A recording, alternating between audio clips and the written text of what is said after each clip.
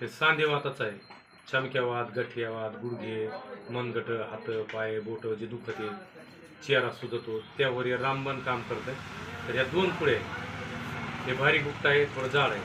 तर काय करायचं, स्टीलचं एक पातेलं घ्यायचं, त्या पातेल्यामध्ये 2 ग्लास पाणी टाकायचं आणि त्या पाण्यात दोन्हीतून फुल एक चमचा आपलं पोहे खायचा चमचा जे म्हणतो ना, टेबल स्पून, ह्या असं साधारण चमचा, थोडं लहान मोठं असलं तरी धरतंय, पण फुल भरून घ्यायचं दोन्हीतलं. दोन्हीतलं फुल भरून एक चमचा 2 ग्लास पाण्यात टाकायचं स्टीलच्या पातेल्यात आणि ह्यासोबत 20 ग्राम गूळ टाकायचं. गूळ आपलं खायचं गूळ टाकायचं आणि 1 चमचा सूप टाकायची. सूप कोणती किराणा दुकानावर भेटल, अद्रक चालत नाही, सूपच टाकावं लागतं.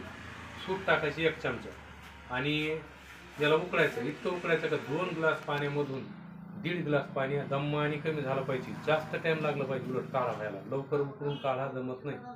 दमाने उकळायचं. जेव्हा त्याचं पूर्ण अर्क मग उतरतं त्याच्यामध्ये आणि ते अर्धा ग्लास झाल्यानंतर गाळण्यानं गाळून घ्यायचं आणि त्यामध्ये 2 चमचे एरंड तेल मिक्स करायचं आणि सकाळी प्यायचं आमुषपोटी. एरंड तेल मिक्स केल्याने संडास होईल, काय घाबरत नाही. 2 दिवस 4 दिवस जास्त होते, नंतर हळूहळू कमी होऊन जाते. एरंड तेल टाकणं गरजेचंच आहे.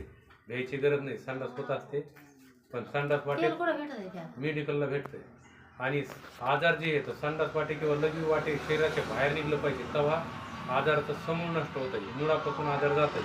नुसतं आपण औषध केले आणि बरं वाटतं त्याला काही अर्थ नाही. आजार जे येतं आपल्या पोटातून शरीरातून बाहेर निघून गेलं ते आजार खरं निघलेलं. तर एरंड तेल 2 चमचे टाकायचं आणि कोमट हे अर्धा ग्लास प्यायचं सकाळी आमुषपोटी. पुन्हा असंच काढा बनायचा संध्याकाळी आणि 2 ग्लासमध्ये पुन्हा असंच 1 चमचा टाकायचं, गूळ टाकायचं, सूप टाकायचं. जेव्हा 2 ग्लासचा अर्धा ग्लास होईल गाळणीनं गाळून, पुन्हा 2 चमचे. लईच जास्त संडास होत असले तर मग 1 चमचा टाका. 1 चमचा एरंड तेल टाकून संध्याकाळी जेवण करण्याच्या अर्धा 1 तास आधी घ्यायचं. जेवण झाल्यावर चालत नाही, जेवणाच्या आधीच घ्यायचं, सकाळी आणि संध्याकाळी दोन्ही टाईम.